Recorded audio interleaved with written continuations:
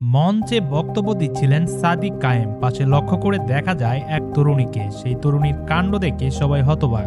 ভিডিওটি সম্পূর্ণ দেখে নিন, তাহলে বুঝতে পারবেন। আর হ্যাঁ, অবশ্যই আমাদের চ্যানেলটি সাবস্ক্রাইব করে রাখবেন।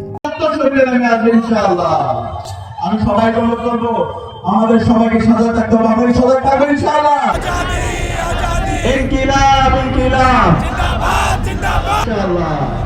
আমি সবাইকে অনুরোধ করবো, আমাদের সবাইকে সজাগ থাকতে হবে। আমাদের সজাগ থাকবেন ইনশাআল্লাহ।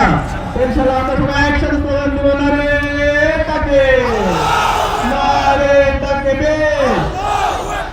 দিল্লি না ঢাকা,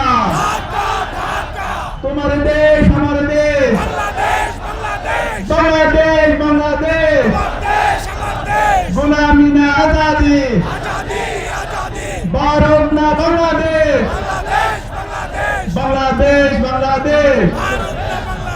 হাতে সিল দিন, নিরাপদ বাংলাদেশ বুঝিয়ে নিন।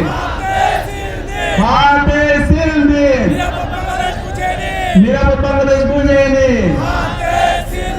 হা মানে আজাদি, না মানে গোলামি, গোলামি না আজাদি। ইনকিলাব ইনকিলাব, জিন্দাবাদ জিন্দাবাদ। অসংখ্য ধন্যবাদ।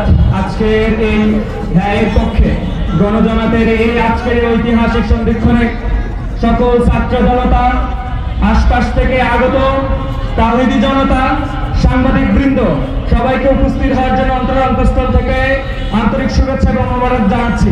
এর মধ্য দিয়ে আমরা আমাদের বক্তব্য এবং আজকের প্রোগ্রাম সমাপ্ত ঘোষণা করছি এবং আমরা একটা গ্রুপ ফটো তুলব। গ্রুপ ফটো তোলার পরে আমরা আমাদের প্রোগ্রাম সমাপ্ত ঘোষণা করবো। ধন্যবাদ সবাইকে।